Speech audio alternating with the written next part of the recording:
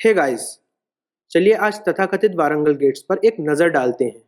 मेरे पिछले वीडियो में हमने देखा कि ये प्राचीन संरचनाएं कोई प्रवेश द्वार या गेट नहीं है। तो ये समझने की कोशिश करते हैं कि इनका निर्माण क्यों किया गया था। वास्तव में ज्यादातर विशेषज्ञों ने इन संरचनाओं की जांच नहीं की है, लेकिन हम इन्हें ध्यान से देखने वाले हैं। इस द्वार के शीर्ष पर एक सीधा स्लॉट है, लगभग एक लेजर से काटा गया स्लॉट जो कि बिल्कुल बीच में है, और आप इसके माध्यम से सूर्य को चमकता हुआ देख सकते हैं। शुरुआत में मैंने सोचा कि यह तराशने वाले की गलती है, लेकिन ये स्लॉट्स चारों द्वारों पर जानबूझकर बनाए गए हैं और हम इन्हें पूर्व, पश्चिम, उत्तर और दक्षिण के द्वारों पर देखते हैं। लेकिन ये सभी एक समान नहीं है। इन द्वारों के ऊपर आप चाबी के छेद जैसा सुराग देख सकते हैं। इन स्लॉट्स की स्थिति अलग अलग द्वार पर अलग अलग कीहोल में बनाई गई है। चलिए पूर्व दिशा के द्वार से शुरुआत करते हैं, और आप यहाँ देख सकते हैं कि इस स्लॉट को बाईं ओर से चौथे छेद पर बनाया गया है।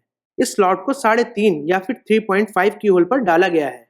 अब यदि आप दूसरे छोर पर बिल्कुल विपरीत संरचना की ओर जाते हैं तो पश्चिम के द्वार पर बाईं ओर से तीसरे छेद पर एक स्लॉट है, पूर्व गेट की तरह चौथे छेद पर नहीं।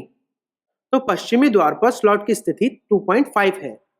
अब याद रखिए कि मैं इस साइड के केंद्र से सब कुछ देख रहा हूं, और यदि आप पूर्व और पश्चिम के द्वारों को साथ साथ देखते हैं तो वे ऐसे दिखते हैं। ये एक समान नहीं है। स्लॉट्स की स्थिति अलग अलग है। बेशक विशेषज्ञ यह तर्क देंगे कि ये आदिम मूर्तिकारों द्वारा की गई सरल गलतियां हैं और इनका कोई अर्थ नहीं है, लेकिन मैं आपको दिखाऊंगा कि विशेषज्ञ गलत क्यों हैं। अब चलिए उत्तर की ओर के द्वार की ओर चलते हैं, और फिर से यह सीधा स्लॉट चौथे या 3.5 की होल पर है। यदि आप दक्षिण की ओर विपरीत द्वार को देखते हैं तो स्लॉट तीसरे या फिर 2.5 की होल पर दिखाई देता है। तो आप इस तरह एक पैटर्न देख सकते हैं। पूर्व और पश्चिम के 3.5 और 2.5 पर हैं, और उत्तर और दक्षिण के भी 3.5 और 2.5 पर हैं। इस जटिल पैटर्न का क्या मतलब है? यह साबित करता है कि हमारे इतिहास की किताबों में मौलिक रूप से कुछ गलत है। हम कई सदियों में एक आदिम सभ्यता से बहुत अधिक उन्नत सभ्यता में विकसित नहीं हुए हैं, बल्कि हम जितना अधिक प्राचीन स्थलों को देखते हैं उतना ही हमें एहसास होता है कि हमारी पीढ़ी के पास यह समझने की क्षमता नहीं है कि वे क्या कर रहे थे।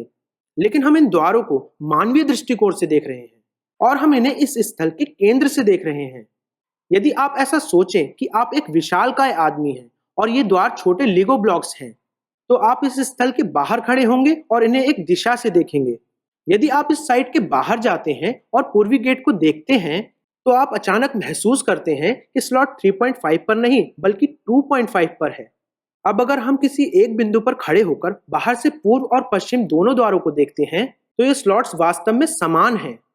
फिर से यदि आप उदाहरण के लिए उत्तर की ओर से बाहर जाते हैं और उत्तर और दक्षिण दोनों द्वारों को देखते हैं तो स्लॉट्स की स्थिति समान होगी।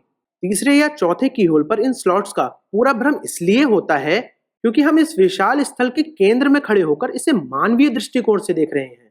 ये सभी द्वार 33 फीट लंबे होने के लिए डिजाइन किए गए हैं और बिल्कुल मुख्य दिशाओं में स्थित हैं। अब अगर मैं पूर्वी द्वार के बाहर जाता हूं और जमीन के समानांतर इस स्लॉट के माध्यम से एक लेजर बीम को चमकाता हूं तो यह ठीक पश्चिमी द्वार के स्लॉट से होकर गुजरेगा।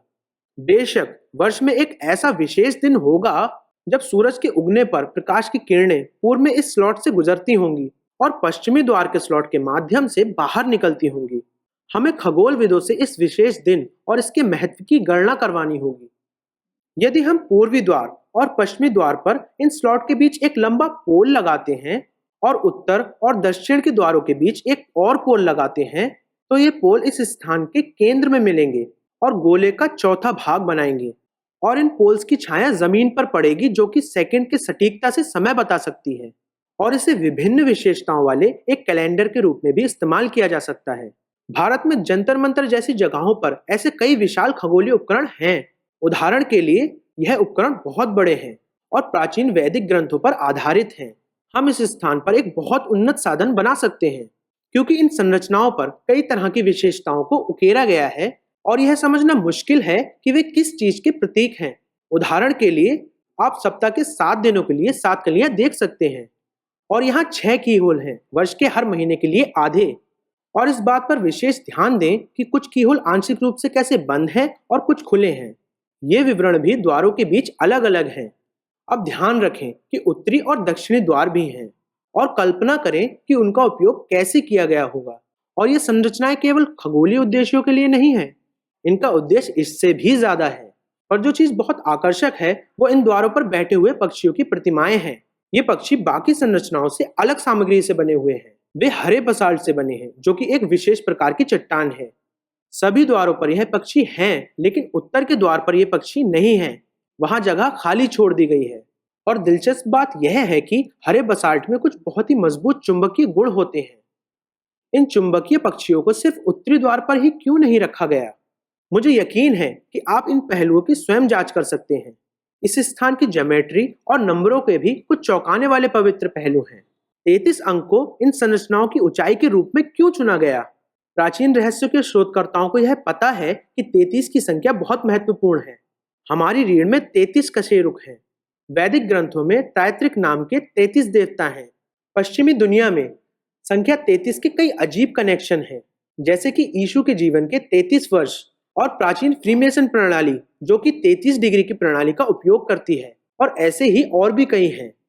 अब पूर्वी और पश्चिमी द्वारों के बीच की दूरी 433 फीट है और उत्तरी और दक्षिणी द्वारों के बीच की दूरी 480 फीट है। इसका कोई मतलब नहीं लगता है, लेकिन इन दूरियों का अनुपात 1:108 है, जो कि हिंदू धर्म में फिर से एक पवित्र अनुपात है। बेशक ये इस साइट पर पाई जाने वाली पवित्र ज्यामिति की कुछ मूल बातें हैं और इन संरचनाओं में बहुत सी उन्नत जानकारी अंतर्निहित है, लेकिन यह वीडियो आपको सिर्फ तथाकथित वारंगल गेट्स के बारे में एक मूल जानकारी देता है। मुझे लगता है कि समय आ गया है जब हम इनका उल्लेख द्वारों के रूप में करना बंद करें और इन्हें प्राचीन उपकरणों के रूप में सोचना शुरू करें। कृपया अपने विचार कमेंट सेक्शन में बताएं। मैं प्रवीण मोहन, वीडियो देखने के लिए बहुत बहुत धन्यवाद। सब्सक्राइब करना ना भूलें और सभी अपडेट्स पाने के लिए घंटी के बटन को भी क्लिक करें। कृपया इस वीडियो को लाइक करें और अपने दोस्तों के साथ शेयर करें। मैं आपसे जल्द ही बात करूंगा। बाय।